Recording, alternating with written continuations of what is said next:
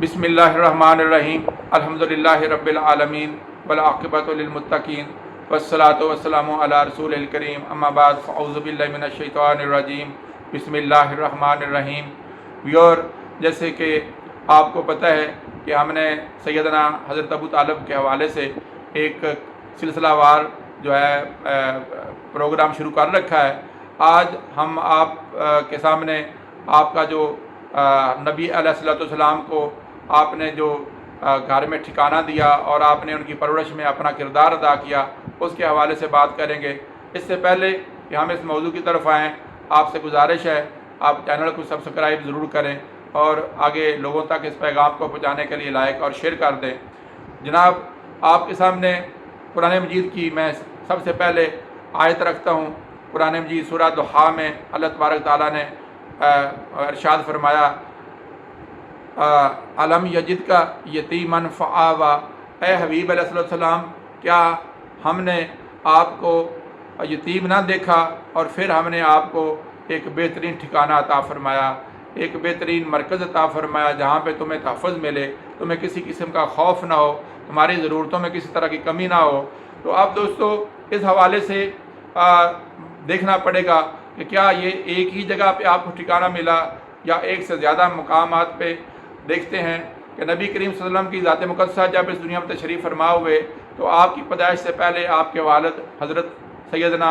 अब्दुल्ला जो हैं वो दुनिया से जा चुके थे और उनकी इस दुनिया से जाने के बाद आपकी पैदाइश हुई और नबी करीम अलैहि सल्लम जो हैं वो यतीमी के आलम में पैदा हुए।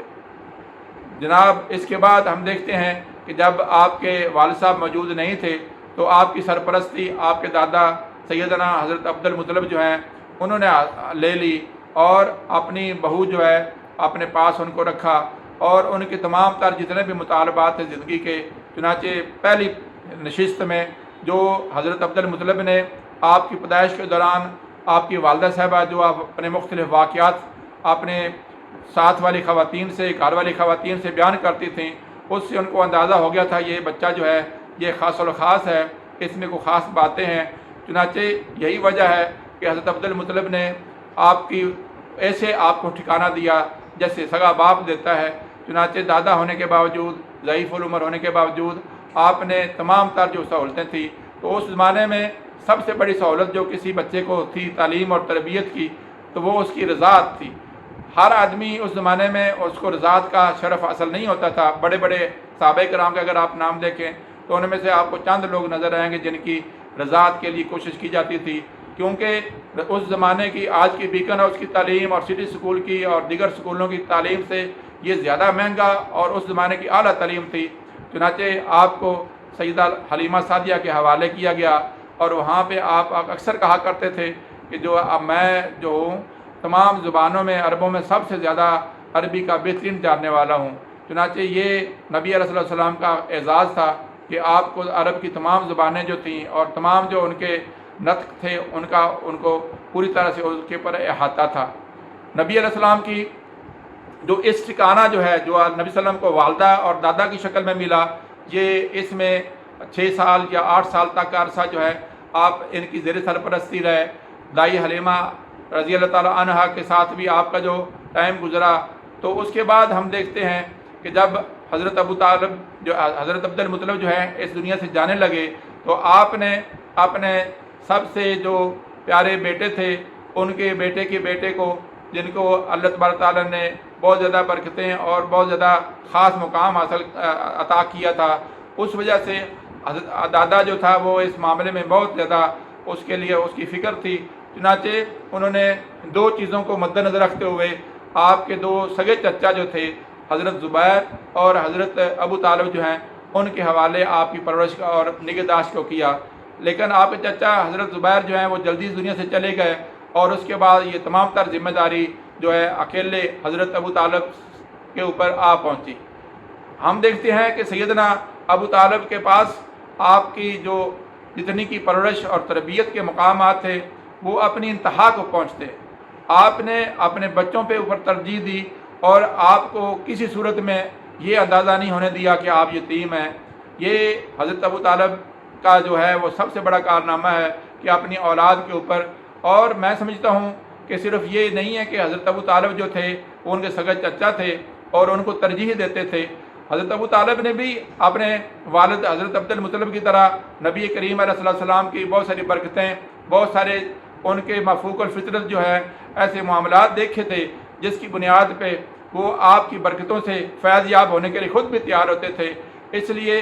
آپ اکثر جب بھی کھانا ہوتا تھا تو حضرت رسول کریم علیہ السلام کا انتظار کرتے اور مل کر کھاتے، اور جب نبی صلی اللہ علیہ وسلم کے ساتھ مل کر بچے سارے مل کر کھاتے تو خوب سیر ہو کر اور ان کو تسلی ہو جاتی تھی اور اس میں برکت پڑ جاتی تھی۔ اور اس کے ساتھ ساتھ جو میں سمجھتا ہوں کہ حضرت ابو طالب کا جو دوسرا بڑا کام تھا وہ آپ کی تعلیم کا جو تھا، تربیت کا تھا۔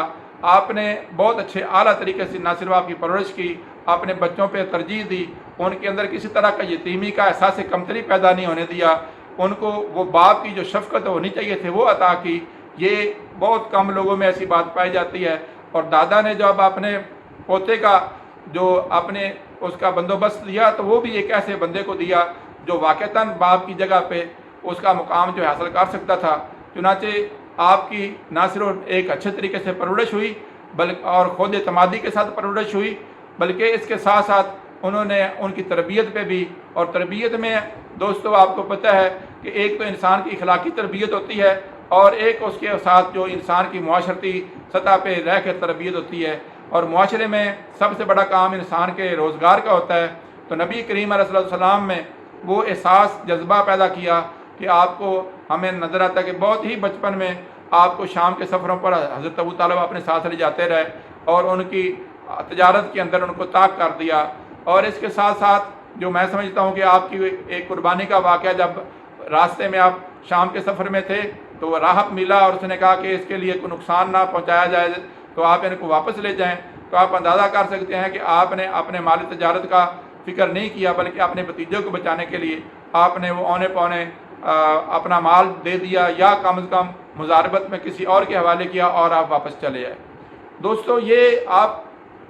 کی بہت بڑی میں سمجھتا ہوں کہ کنٹریبیوشن جو ہے حضرت ابو طالب کی ان میں سے ایک ہے۔ اس کے ساتھ ساتھ ہم دیکھتے ہیں کہ جب نبی کریم علیہ السلام جوان ہو گئے تو ان کی شادی کے معمولات میں آپ کے ساتھ ہر جگہ پہ ہم دیکھتے ہیں کہ وہ آپ نظر آتے ہیں۔ پھر اس کے بعد ابھی نبوت کا اعلان نہیں آپ نے کیا تھا، اور سیدہ خدیجہ الکبریٰ کے ساتھ شادی کے بعد جب حضرت علی رضی اللہ تعالیٰ عنہ کی پیدائش ہوئی تو آپ نے ان کو جب اپنے چچا سے کہا کہ یہ چچا میرے ساتھ ان کو کر دو، تو آپ نے اپنے سگے بیٹے کو جو کہ ابھی ماں کی گود میں تھا ان کو نبی مکرم علیہ السلام کے حوالے کر دیا، اور ان کی گڑتی بھی آپ نے دی جس کو تہنیک بولتے ہیں۔ اور پھر ساتھ کہا جاتا ہے کہ سیدنا علی رضی اللہ تعالیٰ عنہ نے آنکھ میں جو سب سے کسی پہلے شخص کو دیکھا تھا تو وہ رسول اللہ علیہ السلام کو دیکھا تھا۔ یہ بہت بڑے انسان کی بہت بڑی قسمت والی بات تھی کہ اللہ تعالیٰ کے گھر میں پیدا ہونے والا یہ علی رضی اللہ تعالیٰ عنہ آپ علیہ السلام کی سب سے پہلا مبارک چہرہ آپ نے دنیا میں دیکھا۔ تو حضرت علی رضی اللہ تعالیٰ عنہ نبی صلی اللہ علیہ وسلم کے ساتھ رہے، آپ کے بچوں کی طرح آپ کے ساتھ رہے، نبی کریم صلی اللہ علیہ وسلم نے آپ کی پرورش کی۔ اور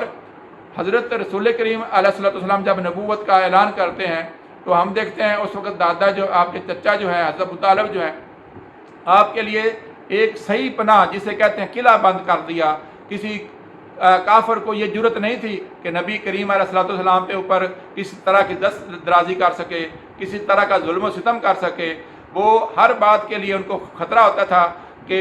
بنو ہاشم جو ہیں وہ سارے کے سارے رسول اللہ علیہ السلام کے ساتھ ہیں، اور یہ بڑی آپ کا ہی کمال تھا کہ جب تک حضرت ابو طالب اس دنیا میں زندہ رہے حضرت رسول کریم صلی اللہ علیہ وسلم پر کسی کو ہاتھ اٹھانے کی جرت نہ ہو سکی، اور تمام بنو ہاشم جو تھے وہ رسول اللہ علیہ السلام کے ساتھ رہے، یہاں تک کہ جب شب ابی طالب کا فیصلہ ہوا جب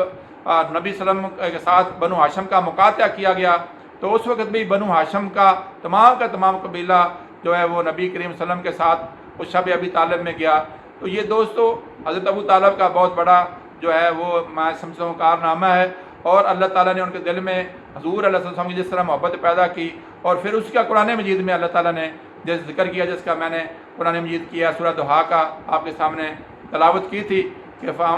علم یجد کا یتیمن فآوا، کہ اے حبیب علیہ السلام آپ یہ دیکھا نہیں، آپ نے اس چیز کو محسوس نہیں کیا کہ جب یتیم ہونے کی وجہ سے آپ کے لیے دنیا تنگ ہو سکتی تھی، آپ کے والد اس دنیا میں موجود نہیں تھے، اور آپ بالکل بچپن میں اپنے والد کی غیر موجودگی میں اس کی وفات کے بعد پیدا ہوئے، تو اس کے بعد آپ کے لیے مشکلات ہو سکتی تھیں، لیکن اے حبیب دیکھو میں نے تجھے کس طرح پہلے تمہاری والدہ اور دادا کے ذریعے تمہیں ٹھکانہ دیا، اور جب دادا اور والدہ اس دنیا سے چلے گئے تو پھر میں نے تجھے تمہارے چچا کے پاس کس طرح سے ہر طرح کی تکلیفوں سے، ہر طرح کی آزمائشوں سے تمہیں آزاد رکھا، نہ بھوک کی فکر تھی، نہ پیاس کی فکر تھی، اور نہ ہی حفاظت کی فکر تھی۔ چنانچہ اللہ تبارک تعالیٰ آپ جو رسول کریم صلی اللہ علیہ وسلم کے ساتھ آپ کا تعلق ہے اس کی بنیاد پہ حضرت ابو طالب کے درجات کو بلند کرے، اور ساتھ ہی رسول اللہ علیہ السلام کے ساتھ جو آپ کی محبت ہے ہمیں بھی اللہ تعالیٰ کے پیارے حبیب سے اس طرح کی محبت کرنے کی توفیق عطا فرمائے، اور ہمیں اپنی عاقبت کو ٹھیک کرنے کی توفیق عطا فرمائے، اور بزرگوں کا احترام کرنے کی توفیق عطا فرمائے۔ وما علینا الا البلاغ المبین۔